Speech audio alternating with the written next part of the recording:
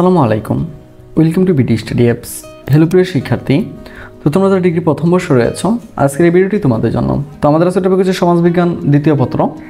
তো তোমাদের পরীক্ষাটা একদম হাতের নাগালে, তো আমি তোমাদের জন্য কয়েকটি প্রশ্ন দেখিয়ে দিয়েছি। আর যারা মনে করো আমাদের সাজেশনটি প্রয়োজন রয়েছে, তারা আমাদের সাথে কন্ট্যাক্ট করে তুমি তোমার সাজেশনগুলো নিয়ে নিতে পারো। তো চলো শুরু করছি। 1 নম্বর প্রশ্ন, সামাজিক ইতিহাস কি? সমাজস্থ মানুষের আর্থসামাজিক, ধর্মীয়, রাজনৈতিক কার্যকলাপ, পরিবর্তনশীল সমাজ কাঠামো এবং বিশ্বাস ও মূল্যবোধের যুক্তি প্রমাণ নির্ভর বিজ্ঞানভিত্তিক অধ্যয়নকে মূলত সামাজিক ইতিহাস বলা হয়। 2 নম্বর হচ্ছে ইতিহাসের জনক বলা হয় কাকে? তোমরা সবাই জানো যে ইতিহাসের জনক বলা হয় হেরোডোটাসকে। আমাদের 3 নম্বর প্রশ্ন, সামাজিক ইতিহাসের প্রধান উৎসগুলো কি? তেমন রাখতে হবে, সামাজিক ইতিহাসের প্রধান উৎসগুলো হচ্ছে প্রত্নতাত্ত্বিক নিদর্শন, পৌরাণিক ও লৌকিক কাহিনী, প্রাচীন পুঁথি ও সাহিত্য।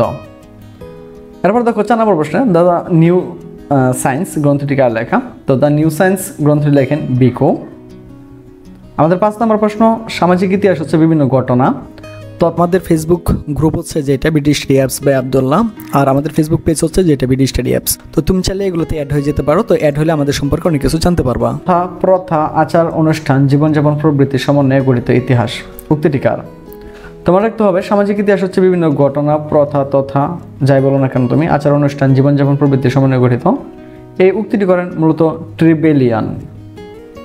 আমাদের 7 নম্বর প্রশ্ন, সামাজিক ইতিহাস হচ্ছে কোনো জাতির বা সমাজের রাজনীতি বিবর্তিত বা বিবর্জিত ইতিহাস। এই উক্তিটি কার? তো এই উক্তিটি করেন হচ্ছে ট্রিবেলিয়ান। তারপর দেখো আমার 7 নম্বর প্রশ্ন, এনসিয়েন্ট সোসাইটি গ্রন্থটি কার লেখা? তো এই গ্রন্থটি লেখেন মূলত L.H. মর্গান। আমাদের 8 নম্বর প্রশ্ন, ন্যাচারাল হিস্টোরি অফ রিলিজিয়ন গ্রন্থটি কার লেখা? তো এই গল্পটি মূলত এই গ্রন্থটি লেখেন হচ্ছে ডেভিড হুম। আমাদের 9 নম্বর প্রশ্ন, সামাজিক ইতিহাস হলো বিভিন্ন সামাজিক ঘটনাবলীর সমষ্টি। উক্তিটি কার? তো সামাজিক ইতিহাস হলো সামাজিক ঘটনাবলীর সমষ্টি। উক্তিটি করেন দার্শনিক বিকো। আমাদের 10 নম্বর প্রশ্ন, প্রাগৈতিহাসিক যুগ কি? মানব ইতিহাসে যে অংশের কোনো লিখিত বিবরণ পাওয়া যায় না তাকে প্রাগৈতিহাসিক যুগ বলা হয়। আমাদের 12 নম্বর প্রশ্ন, প্রাগৈতিহাসিক যুগের একটি বৈশিষ্ট্য লিখতে হবে। তো প্রাগৈতিহাসিক যুগের একটি বৈশিষ্ট্য হচ্ছে পদ্ধতিগত মৃতদেহ সৎকার। আমাদের 12 নম্বর প্রশ্ন, ঐতিহাসিকরা কালকে কয় ভাগে ভাগ করেছেন? তো ঐতিহাসিকরা কালকে 3 ভাগে ভাগ করেছেন। তো এখানে মনে রাখতে হবে, তোমাকে একটা প্রশ্নের জন্য 1 নাম্বার দেবে। হ্যাঁ, তো এর জন্য আহমরি এত কিছু লেখা দরকার নাই, যেটা বলবে সেটাই লিখবা। 13 নম্বর হচ্ছে নব্যপ্রস্তর যুগকে প্রাগৈতিহাসিক যুগের শেষ ধাপকে নব্যপ্রস্তর যুগ বলা হয়। আমাদের 14 নম্বর প্রশ্ন, কে নব্যপ্রস্তর যুগকে নবপলীয় বিপ্লব নামে আখ্যায়িত করেছেন? বি. গর্ডন চাইল্ড নব্যপ্রস্তর যুগকে নবপলীয় বিপ্লব নামে আখ্যায়িত করেছেন।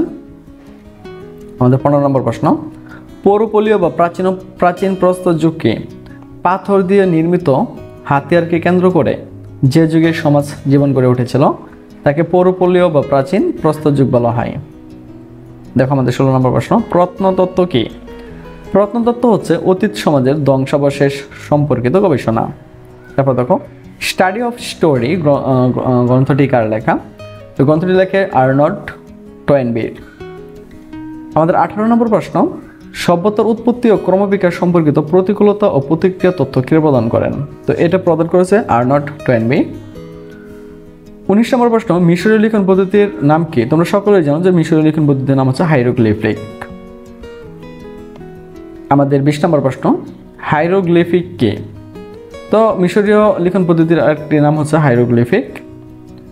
আমাদের 21 নম্বর প্রশ্ন, হাম্মুরাবি কে ছিলেন? তেমন রাখতে হবে, হাম্মুরাবি ছিলেন বেবিলনীয় সভ্যতায় অ্যামোরাইটদের 6ষ্ঠ সম্রাট। মিশরীয়দের প্রধান দেবতার নাম কি? সেটা তোমরা সকলেই জানো যে সূর্য দেবতা। এরপর দেখো, পিরামিড কি? প্রাচীনকালে মিশরের রাজাদের মৃতদেহ মমি করে সংরক্ষণের জন্য তৈরিকৃত বিশেষ স্থাপত্য শিল্পকে পিরামিড বলা হয়। আমাদের 24 নম্বর প্রশ্ন, চৈনিক সভ্যতা কোন নদীর তীরে গড়ে উঠেছিল? তো তোমরা জানো যে চৈনিক সভ্যতা হোয়াংহো এবং ইয়াংসিকিয়াং নদীর তীরে গড়ে উঠেছিল। আমাদের 25 নম্বর প্রশ্ন, চীনের দুঃখ বলা হয় কোন নদীকে? তো চীনের দুঃখ বলা হয় হোয়াংহো নদীকে। তো এরপর দেখো 26 নম্বর, যে কোম কি? মায়ের সূত্র যখন সম্পত্তি এবং বংশমর্যাদা সন্তানদের মধ্যে বর্তায় তখন তাকে কোমও বলা হয়। তো আমাদের এই সাজেশনটা প্রশ্ন প্লাস উত্তর সহ রয়েছে। তুমি একদম সীমিত একটা প্রাইসে আমাদের কাছ থেকে এটা নিয়ে নিতে পারতো, ঠিক আছে? আর এখান থেকে 100% কমন পড়বে। তো যারা আমাদের সাজেশন নিতে চাও তারা সরাসরি আমাদের সাথে কন্ট্যাক্ট করতে পারো।